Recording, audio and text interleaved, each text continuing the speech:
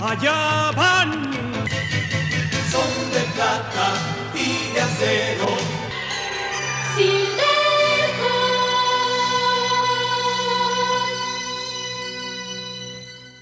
Ambientada en el siglo XXIX, la serie de los Halcones Galácticos sigue a un grupo de héroes liderados por el Capitán Telescopio, cuyo objetivo es combatir el crimen en la galaxia guiada por el malvado Monstrón, un extraterrestre que puede incrementar su poder con la ayuda de la estrella lunar del Limbo, logrando una transformación badass. Estrella lunar del Limbo. Dale la fuerza. El poder. La facultad de ser invencible. Además, contaba con sus más fieles secuaces: Esclavo, Barón Sierra, Bucéfalo, Bandaval, Molecular, Artillero y Melodía. Los ya mencionados héroes encargados de enfrentar a este villano son los Halcones Galácticos, los cuales debieron someterse a la transformación de sus cuerpos, logrando el dinamismo perfecto entre humano y máquina, y así poder luchar en igualdad de condiciones en un ambiente extremo como lo es el espacio. Sus primeros integrantes fueron Rayo de Plata y su compañero Halcón Vigía, los gemelos Acerino y Acerina, Vaquero, el guitarrista y piloto estrella de su increíble nave el Espectro, y del planeta de los mimos el Niño de Cobre. Y, por último, el ya mencionado Capitán Telescopio, que dirige al equipo desde su cuartel en la órbita de Halconia. Aunque más tarde se les uniría Sortílego, Flashback, Rayo de Luna y por último Cóndor. La historia de los Halcones Galácticos no era de las mejores de la época, sin embargo los personajes contaban con todos los elementos para considerarlos extrañables. El lugar donde transcurre esta futurística aventura es en la galaxia Limbo, y es bastante peculiar, ya que parece tener aire respirable donde normalmente debería haber vacío, y también gravedad, ya que los personajes pueden hablar en el espacio y caen cuando son derribados de sus vehículos.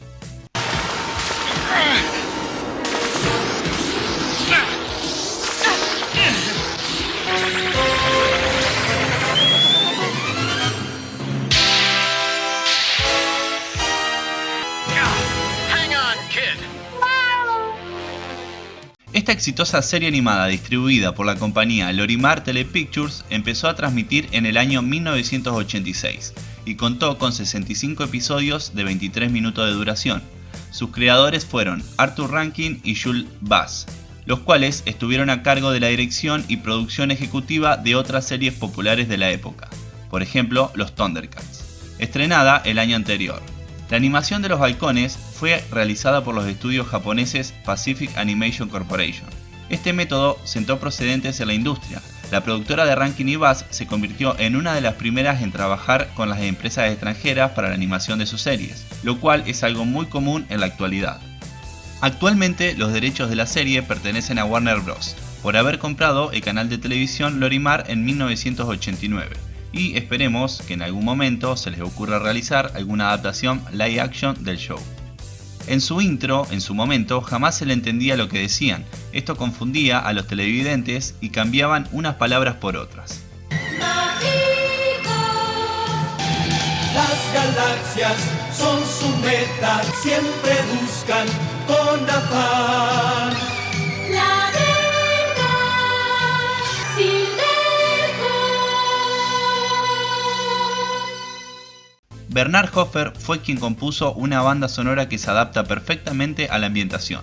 Sus característicos teclados contundentes, bajos rápidos y solos de guitarra se hacen notar al acompañar las escenas, especialmente en la intro.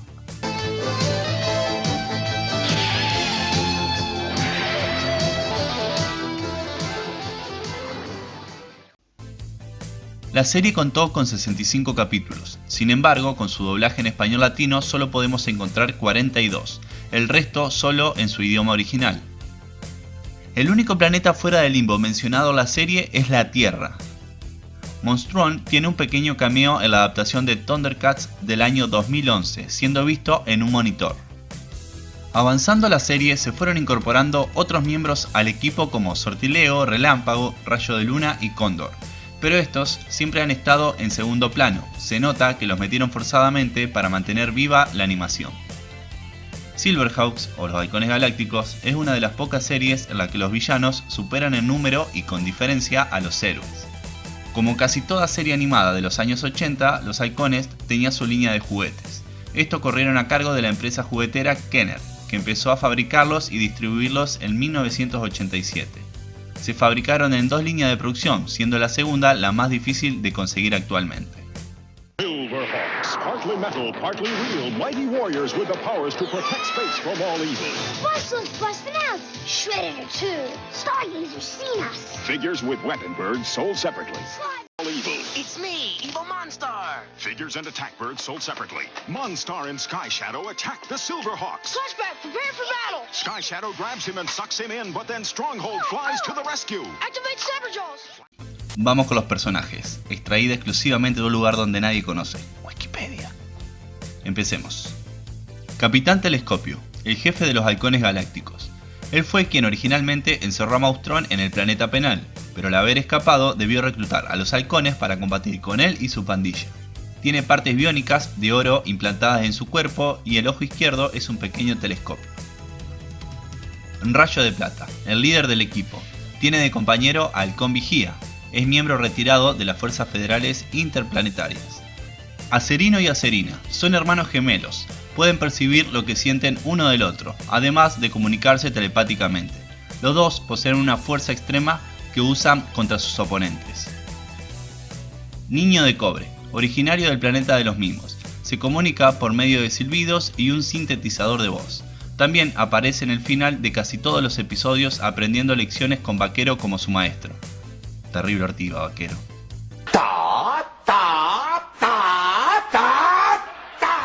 Sortílego es un mago con poderes sobrenaturales, los cuales deben ser recargados cada 14 años.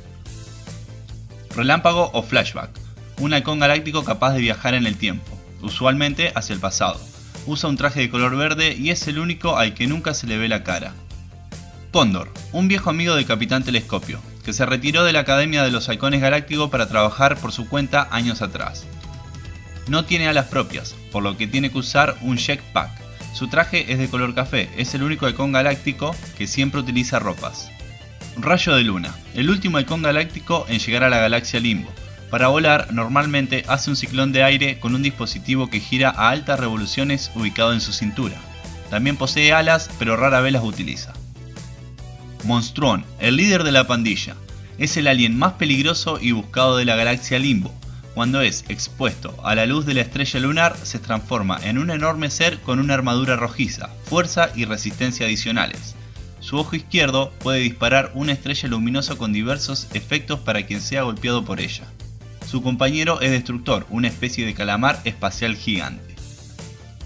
Esclavo, es una especie de serpiente humanoide, es el sirviente y lamebotas personal de Monstrón. Su frase más característica es: Chichi, amo, enseguida, chi. Barón Sierra, un robot con sierras integradas en su cuerpo y que puede lanzarlas. Bucéfalo, un toro biónico, capaz de pasar de modo cuadrúpedo a bípedo y puede lanzar fuego por la boca. Vendaval, un extraterrestre ligeramente parecido a Monstrón, que siempre lleva consigo un diapasón gigante que le permite controlar el clima al hacerlo sonar.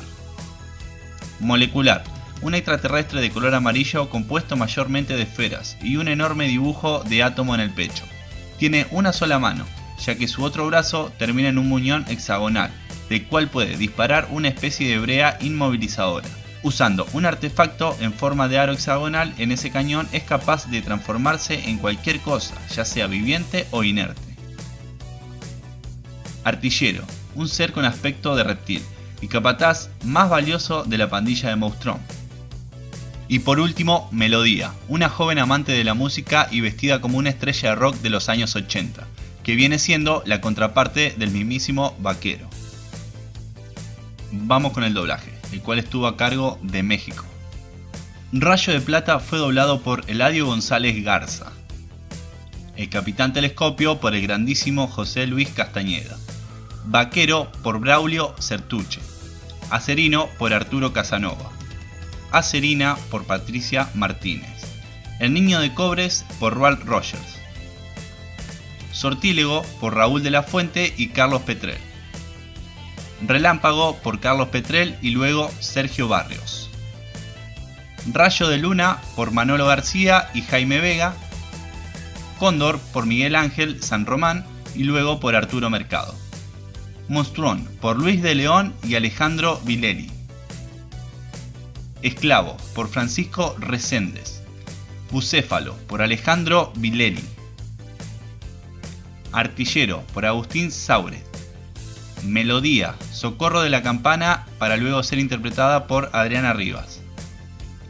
Vendeval, Esteban Siller y Tito Reséndiz.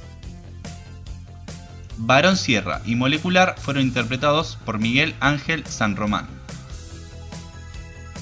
Y los insertos y la narración fueron interpretados por Guillermo Romo. Vamos con las transmisiones en Latinoamérica. En México se transmitió en octubre de 1987 y enero de 1997 en el canal 5. En Salvador en el año 1988 y años 90 en canal 4. En Colombia en los 80 canal 7. En Costa Rica canal 6 en los 90. En los años 80 en Ecuador en canal 4. En Chile en canal 7 en los años 80. En Argentina años 90 en el canal Big Channel. En Venezuela en el año 1987 y 88 por Canal 2. Y en Bolivia en la cadena Bolivisión. ¿Por qué le pusieron Bolivisión? Combinaron el país con visión cualquiera. Perdonen, no hay nada en contra de ustedes, muchachos de Bolivia, pero me pareció chistoso.